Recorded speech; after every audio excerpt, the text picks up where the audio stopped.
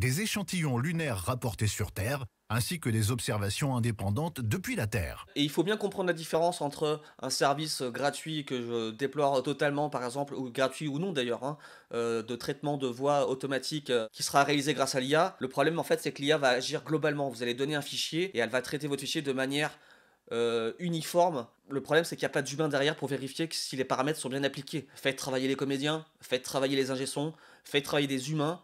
On est sur du format podcast, on raconte des choses, on raconte des histoires, on raconte des expériences, on interviewe des gens, on est dans l'humain. Donc faites travailler les humains et vous verrez globalement que sur la qualité, vous allez toujours être très gagnant. Et pourquoi je dis ça, c'est que en fait, oui, on utilise des plugins de traitement automatique, mais j'ai l'expérience nécessaire pour savoir comment ils fonctionnent, ajuster les paramètres en fonction d'un contexte donné, d'un comédien donné, d'une prise de voix et d'un micro donné. Et voilà, c'est pas juste j'active un plugin et puis après le plugin fait le taf tout seul. Non, le plugin, je sais que je vais l'utiliser ou non dans tel contexte. Il n'est pas appliqué de manière automatique, systématiquement sur ma voix. Et s'il fait pas le taf comme il faut, je sais comment régler le problème. Et ça, c'est une intervention humaine, typiquement. C'est pas parce que j'utilise des outils numériques où il y a quelque part, on va dire de manière très vulgarisée, aussi une forme d'intelligence artificielle, même si j'ai plus envie de parler d'algorithme, en l'occurrence, pour tous les plugins que j'ai présentés jusqu'à maintenant. Mais voilà, en gros, il y a quand même besoin d'un humain pour que ça soit fait proprement jusqu'au bout, quoi.